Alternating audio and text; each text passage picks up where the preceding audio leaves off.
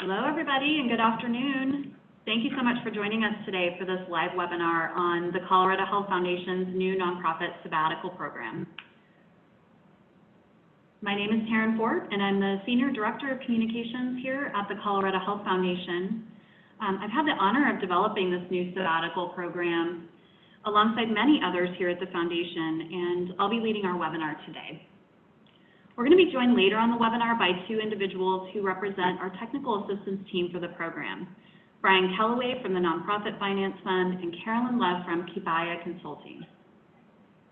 So a few housekeeping notes before we get started. We are recording this webinar and it'll be available later as an archive.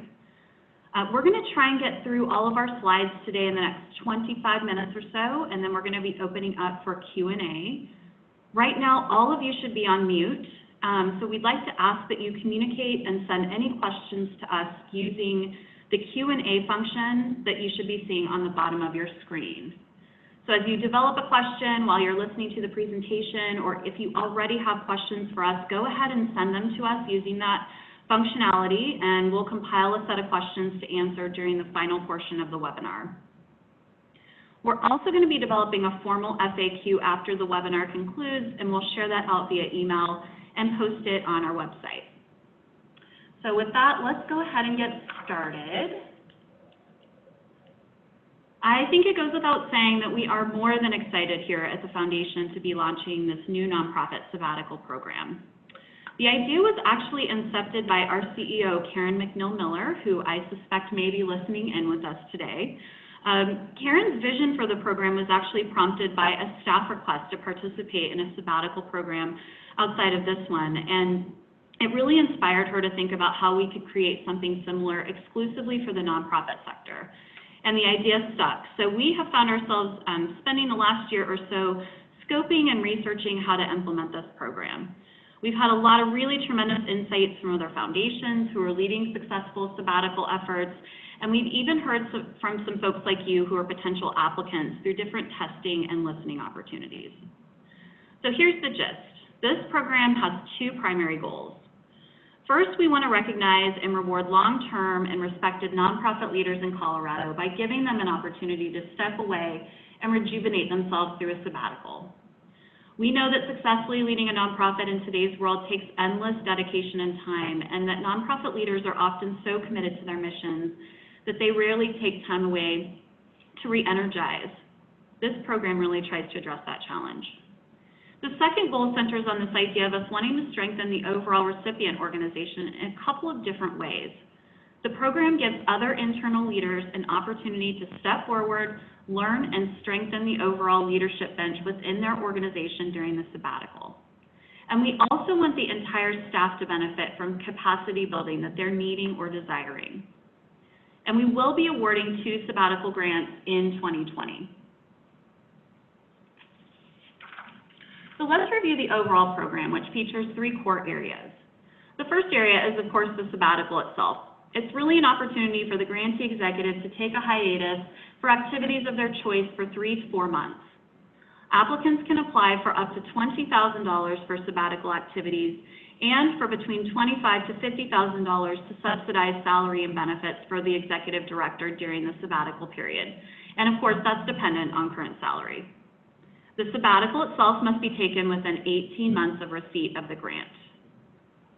The second core area focuses on grantee interim leadership needs. So applicants can apply for up to $10,000 to reward your interim leaders or even a leadership team that may step in to help run the organization during the sabbatical. The third core area focuses on grantee staff capacity building needs. Applicants can apply for up to $15,000 that goes toward employee-directed staff capacity building, and those funds can be used for up to 2 years post-awards. So let's talk sabbatical. We've carved the life cycle of the sabbatical out into 3 milestones, starting with, of course, the pre-sabbatical period. So on the application front, as I just mentioned, you can apply for up to $20,000 for the sabbatical activities and for between $25,000 to $50,000 to subsidize salary and benefits of the executive director for that time period. We are designing a decision-making process that will likely include interviews and other forms of due diligence as we determine who will receive the grants in 2020. We expect to make decisions in the summer months of next year. Once the grant itself is made, the foundation will host an orientation meeting for the executive director, any interim leaders, and of course board members as needed. We do also envision a public announcement of some type for grantee recipients. That may include a press release along with email and social media outreach, and of course we'll work directly with the grantee to manage that process. The second milestone is really what happens during the sabbatical. So something I really want to emphasize here is that the nature of sabbatical activities are really up to the executive director and the organization they work for. The foundation will have no say or involvement in how the sabbatical is spent outside of the executive and residence portion of the sabbatical, which I'll talk in just a minute about. The thing we are looking for, though, is a complete hiatus and consecutive uninterrupted leave if possible. So we'll be looking for no return visits for meetings or events and no phone or email access. Even disengagement from volunteer professional activities are things that we've learned are really important for a successful sabbatical. The third milestone is, of course, the post-sabbatical period. We've actually learned through our due diligence that re-entry can be kind of tough after sabbaticals, and we do advise what we describe as a silent return, so that both the executive director and staff can view this time as a new stage of organizational evolution. On the reporting front, our desire is to keep reporting as minimal as possible. So we will be asking only for an informal organizational report around 6 weeks after return from the sabbatical. And then finally, we do envision some type of alumni cohort that will likely require only minimal obligations, but we are still crafting the idea for what the alumni might need to do over time. So the executive and residence portion of the sabbatical is both novel and experimental. Over the first couple of years, we hope to learn everything we can about how to manage this portion of the sabbatical so it truly benefits the executive director and also allows us at the foundation to learn from their experience and talent. This is a truly unique feature of a sabbatical. And one of the primary reasons for developing this aspect of the program is to honor our cornerstone as a foundation around being community informed. The executive director has a great opportunity to learn more about philanthropy and how we operate as an organization. And in return, we're really going to be looking for feedback and insights that help us continue improving how we work with the nonprofit sector. So here's how this will work.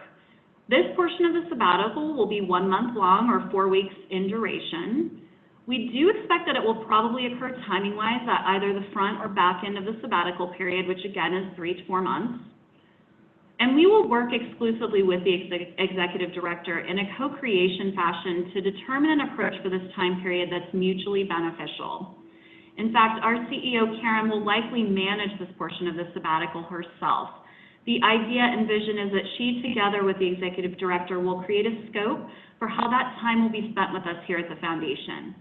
It may be that that executive director shadows Karen and other executives here, that they attend internal meetings or participate with staff in different ways. They may even hit the road with the program officer. And finally, the executive director will have to, of course, reside in Denver during this time period, so the foundation will be providing support for lodging, transportation, food stipends, things of that nature. The second core component of the grant is the interim leadership plan. So there are dollars set aside in the grant to reward interim leaders who support the organization during the executive sabbatical. And again, grantees can receive up to $10,000 for this. We built this aspect of the grant intentionally into the program because it's an opportunity to build internal leadership bench, which is often an area that gets overlooked within nonprofits, just purely for the sake of time. We're asking for interim leadership for an interim leadership plan to be submitted with the application, and we do also require that interim plan rely on current staff, not contractors or other external parties who are not currently employed full-time by the organization. Applicants are encouraged to submit plans that promote senior-level managers or create a management team that oversees leadership responsibilities during the sabbatical period. And finally, the third component of the grant is for organizational capacity building.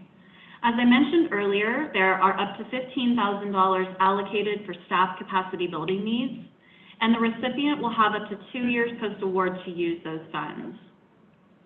And while our foundation will have no say in what the funds are actually used for, we are looking to ensure that the funds are used for capacity building needs that are exclusively identified by the staff, rather than being directed by management or executives. That means that the funds might be used for things like continuing education or trainings, workshops, conference fees.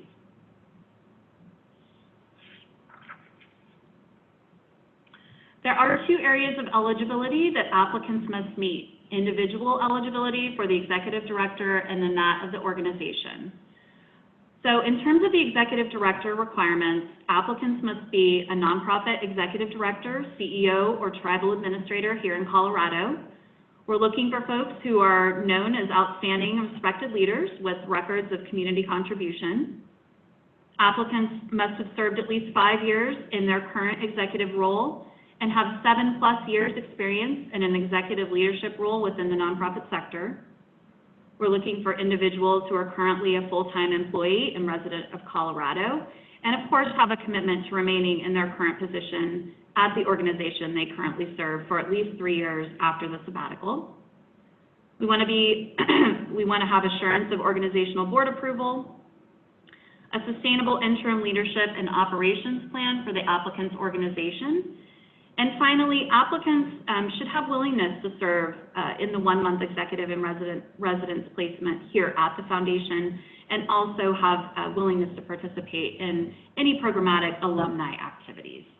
And again, those are, at this point, still TBD. So at the organizational level, we're looking for the following in terms of eligibility.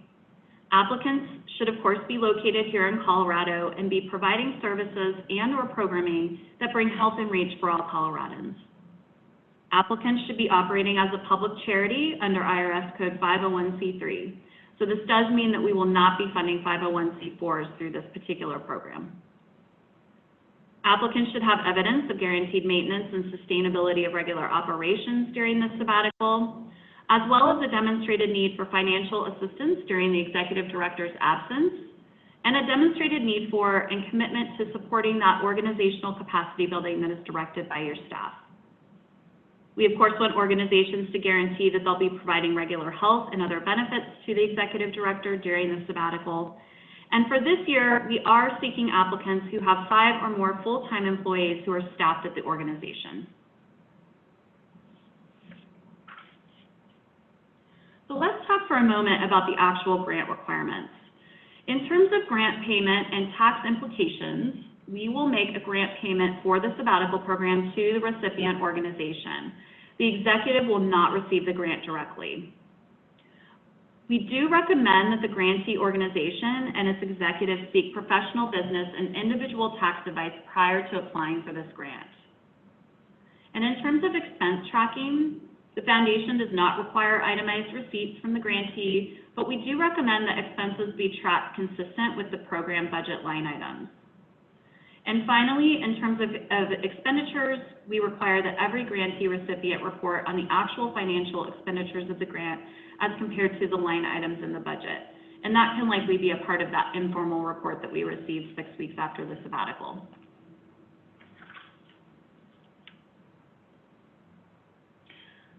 All right, let's talk about technical assistance. So for the sake of this discussion in the webinar, we're going to talk about this in terms of TA.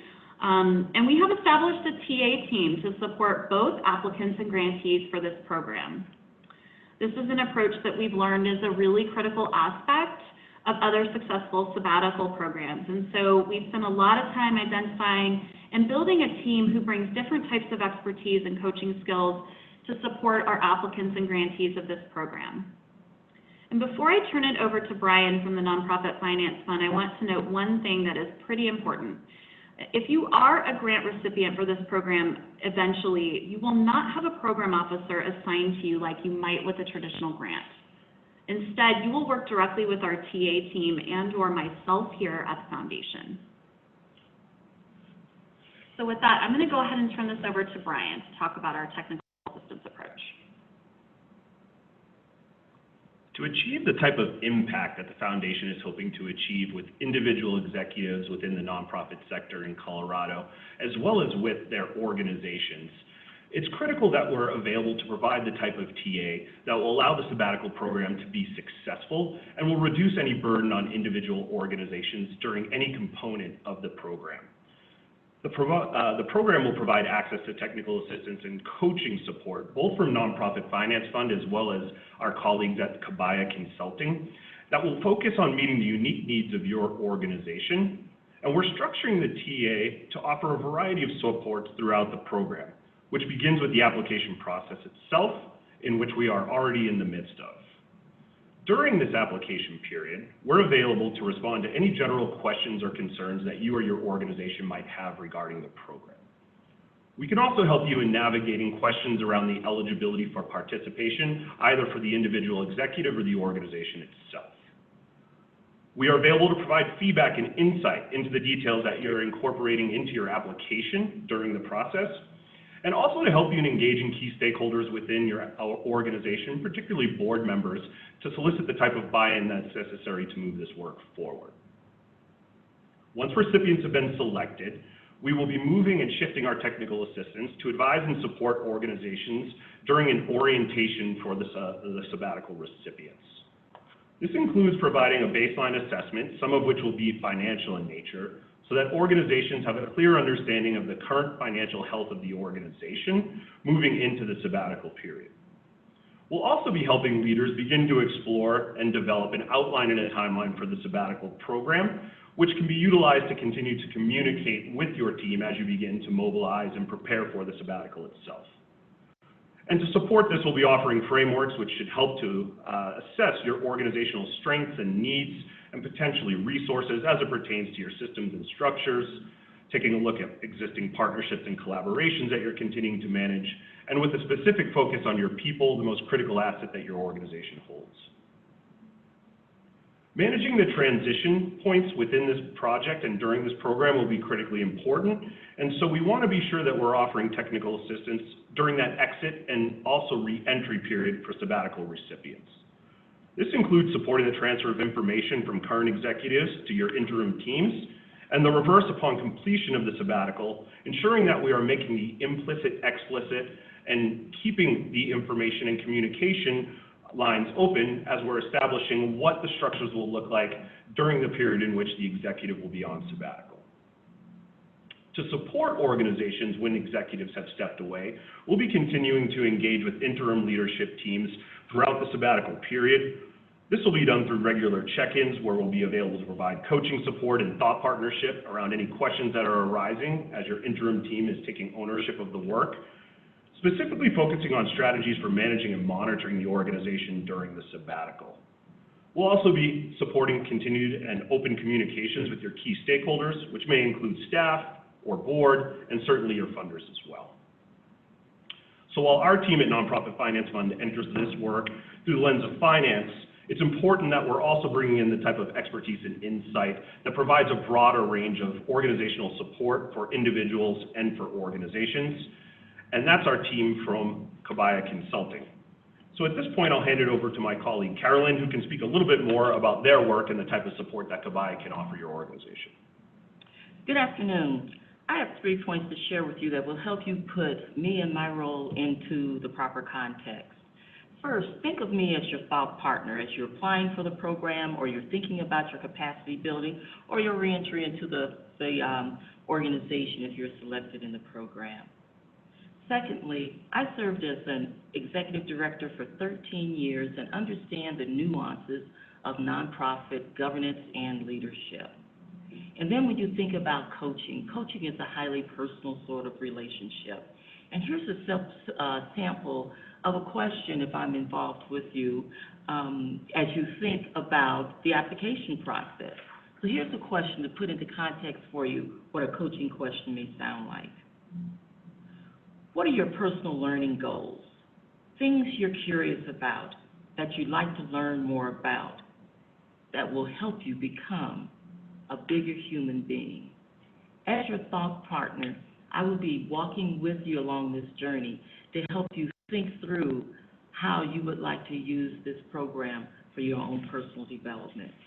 You could reach me by contacting Brian or contacting me directly. So with that, I'll turn it over to Tara.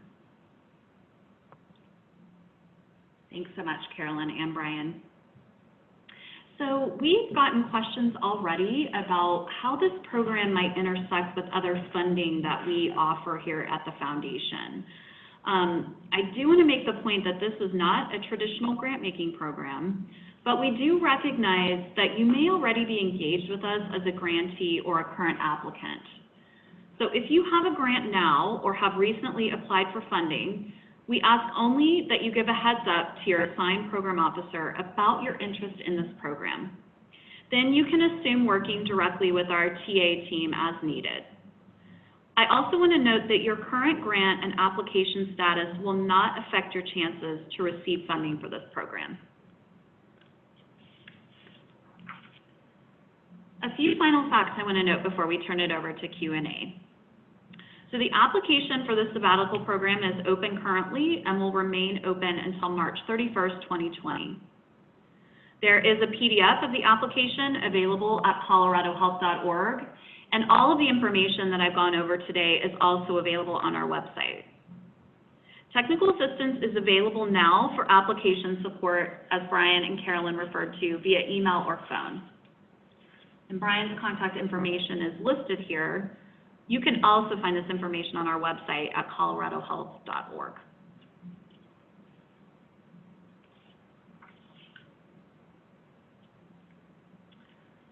So let's go ahead and move into our Q&A. Carrie Jones from our team over on this side has been collecting questions throughout the webinar. Go ahead and send any final questions in now if you haven't already through the Q&A function on the bottom of your screen. And the way this is going to work is Carrie is going to go ahead and read a question, and then one of us will do our best to answer. And as I mentioned earlier, after the webinar, we'll compile a formal FAQ and send it out to all of our webinar registrants and attendees. And we will also post it on coloradohealth.org. So with that, Carrie, do you want to go ahead and get us started? Yes, great. Thank you for joining us today and for submitting your questions on the program. We'll go ahead and get started. Our first question is the program available for only executive directors and CEOs, or is it available for leadership teams such as VPs and directors as well? Great question. This particular program is focused on benefiting individuals who are in executive director level positions, so likely a CEO of some type. We are not currently going to be providing grants for individuals who are in vice president level roles.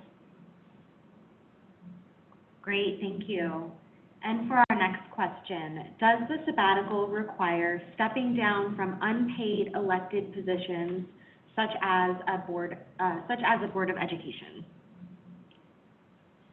Another good question. So the foundation is really just strongly recommending that recipients of the grant step away from volunteer activities of that nature. We recognize, obviously, in an elected type of position, it might be extremely difficult to do that. So our strong desire is really for the CEO to step away from as much as they can on a day-to-day level so they really, truly can have that time to rejuvenate and re-energize themselves around the mission that they're committed to. Great, and for our next question is, why does the program require 5+ staff? Great question. So as I mentioned earlier, this is a criteria that we're implementing for sure for next year, and one that we want to hear from the community about and understand really how it affects the potential applicant pool. But the reason why it's in place is that the last thing that we want to do as a foundation is, of course, jeopardize any type of nonprofit organization who's doing great work. And it feels opportune to us to make sure that we've got at least 5 FTE working in the staff currently. So there is the capacity there while the executive director is on leave. That's really what that is all about. Great. And are local government agencies eligible to apply? It really depends on your tax status. We are looking for organizations who are 501c3s, so if that is the case in that particular agency situation, then they would be eligible. I would, if you are not sure about that or still have questions, I would encourage you to reach out to either myself or Brian directly, and we can have that conversation with you and we can talk through that. And how many awards will be awarded annually?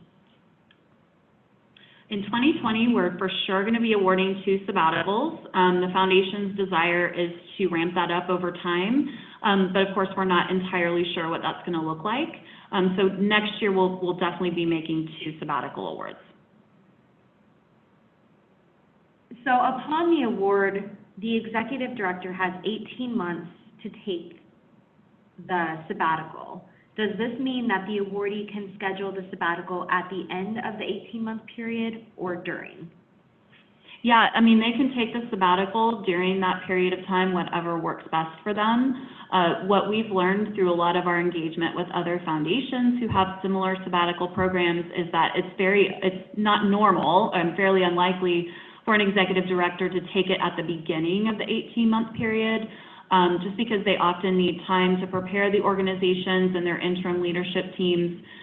So as long as they take it within that 18-month period, the foundation really has no say at all on when during that period. Great. And back to the 5 full-time FTE staffs at the organization, is there any flexibility with that? So I'm going to say no, because it is a criteria that we've had a tremendous amount of discussion about. What I would say is that if you really are compelled to have a conversation with us about that specific criteria, that I would welcome that conversation, especially because it is our desire to be able to award grants from applicants all over the state, and we certainly recognize that in rural communities or smaller communities, there may just be nonprofits who have fewer staff, and so I would say, let's have a conversation about that. That's the conversation that I myself am happy to have if you want to reach out. How about, can the 501c3 be a national organization headquartered elsewhere with dedicated staff focused on and working in Colorado? So right now our current thinking is no, because we are looking for both organizations and executive directors who not only reside currently in Colorado, but are fully full-time living in our state.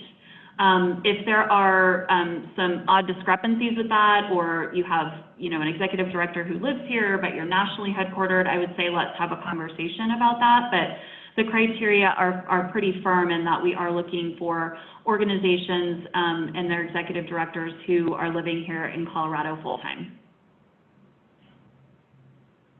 Upon being awarded, will TA be given to the ED to prepare staff, board, etc. for the transition? Absolutely. The goal is to provide support directly to the executive leader as well as the organization. We intend to, as I mentioned earlier, provide an initial assessment to support the ability of Nonprofit Finance Fund and Kabaya Consulting to best understand how it is we can align our supports with organizational need, and also to ensure that everyone involved, both the individual leader as well as the organization, has a clear understanding of where the organization is at that point in time. That will allow us to best support you in preparing for the sabbatical. That will also support our teams in providing the type of capacity building and technical assistance that will best align with the needs of the interim leadership during the sabbatical period itself. Great. And for the executive in residence portion of the sabbatical program, does that require full-time work for the month? Sure. So my assumption is the question is sort of around, like, is that a 40-hour work week type of scenario? And I think that is probably to be determined. scope needs to look like, and how it best serves the executive director. As I mentioned earlier during the presentation, the idea is that the scope for that time frame would really be developed together with the executive director and our foundation. I think the thing that is probably not changeable about it is the expectation that the individual be residing in Denver during that month-long period. Great. And does the nonprofit have to be providing health-related services only? So, great question. The alignment that we're going to ultimately be looking for is we're looking for applications from organizations who are providing programs and services that bring health and reach for all Coloradans. If you are familiar with our focus areas and the work that we do here at the foundation, you will know that we have a fairly broad view of health. We do have focus areas that you can look at on our website. They do include priorities that expand into things like affordable housing and food insecurity, which may not be defined by your everyday person as an aspect of health. So we'll be looking for alignment with that and the overall mission of our organization. So I would definitely encourage you to talk more with our TA team, but also take a look at the mission of our foundation and the focus areas that are available on our website. When are decisions around the awardees expected to be made, and when does the sabbatical award year begin? Great question. So we have a timeline that we're working on, as you can imagine. The idea right now is that we will be making final decisions around the 2 awards mid-summer of 2020, which means that the actual awards will probably be received in the early fall of 2020. That's the general time frame that we're working off now. Great. We have a few questions around the grant-making piece of the program.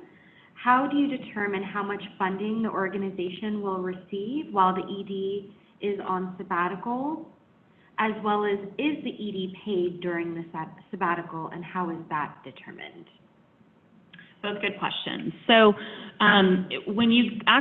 first I would encourage you to download and look at the actual application because there are some core components of information that will help us make a decision about the final grant total.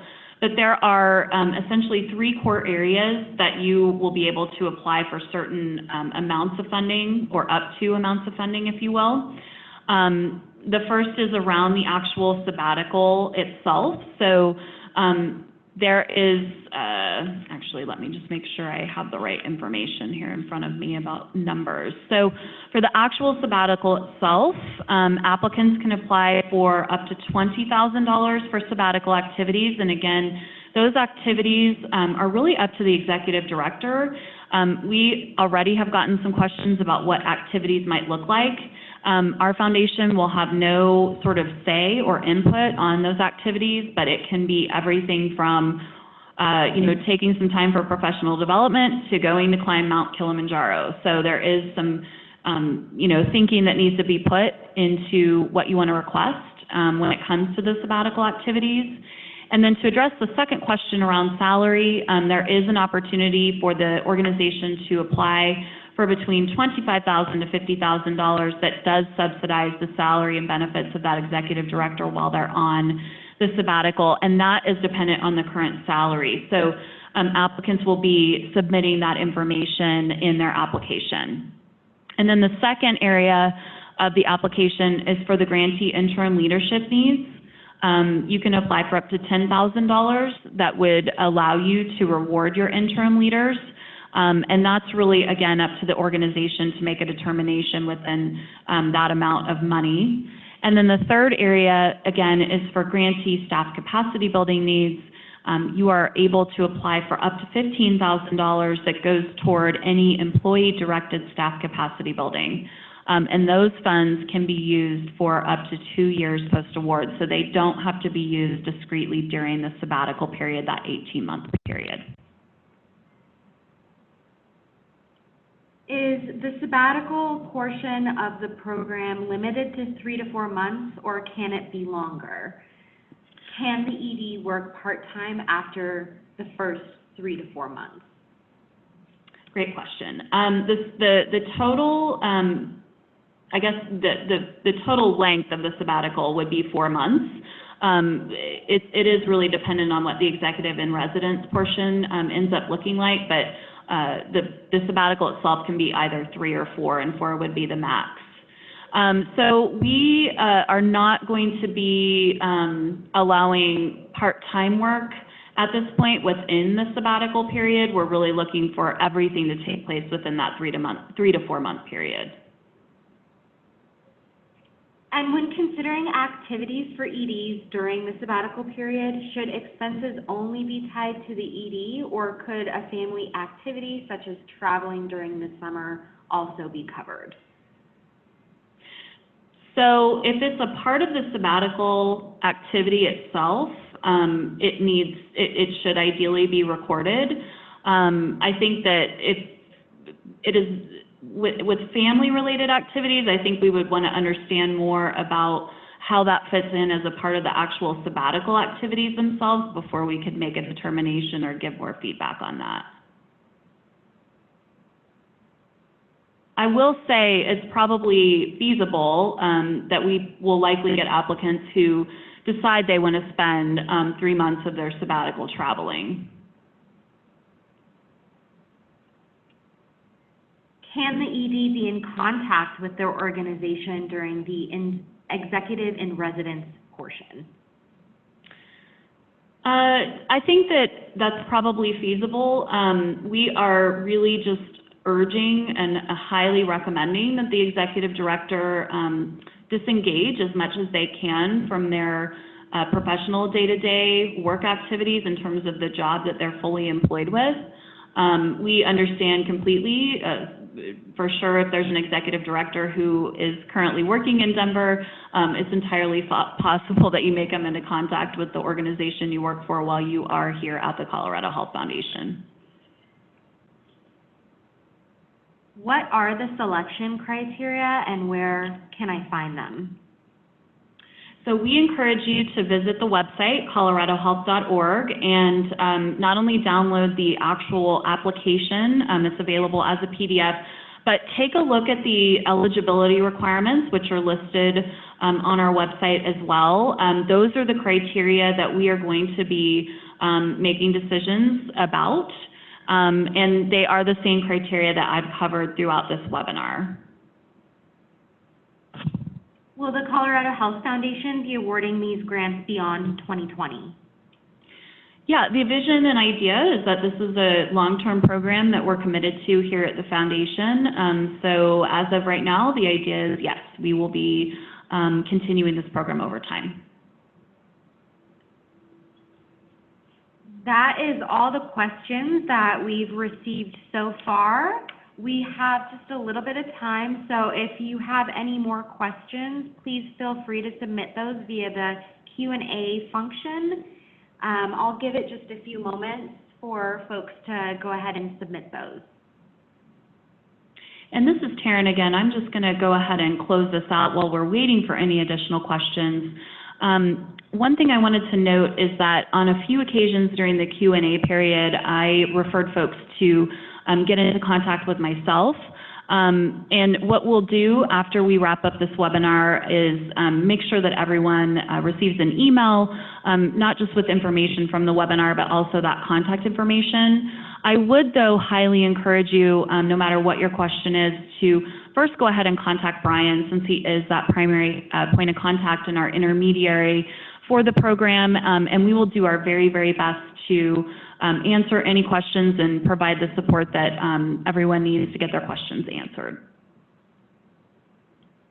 Thank you, Taryn. We've got a couple more questions that have come in. Do both awardees have to take their sabbatical at the same time, or do their in-service for the Executive in Residence program at the same time? No, the recipients are able to independently determine when they want to take their sabbaticals. and we'll work with the executive directors for both of the organizations to determine timing for the executive in residence. My guess is that we would try to not have those overlap at the same time, but the sabbatical period is really independently up to the organization and the executive director within that 18-month period. And we have another question in. Would it be appropriate for an organization to utilize this sabbatical to help transition between EDs? So the idea that we're trying to implement with this sabbatical program is, we're really wanting that executive director to be able to take, 3 or 4 months off, take that time to rejuvenate themselves, and kind of re-energize themselves around the mission that they're committed to. And we are, in our eligibility requirements, looking for individuals who are in those executive director roles who are willing to commit to returning to that organization and remaining there for at least 3 years. So I think the idea of a CEO transition would not likely fit into that criteria. And what would be a compelling reason, or what would make a strong application to put this ED or CEO in the position of receiving the award? So I would definitely encourage you as an applicant to just revisit the eligibility requirements, but more importantly, really take a look at the application itself. There is an opportunity for the executive to share his or her thinking about why the sabbatical is really important for them at this point in their career and their tenure at the organization. And I think that, that may be an important decision-making point along with others. But I think there's a great opportunity there in looking at the application to give you more clarity on what we're looking for in our applicants. That application is obviously integral to our decision-making process. And we do not have any other questions at this time, but we'll leave it open for just a few more moments if any of you have questions that haven't gotten answered yet.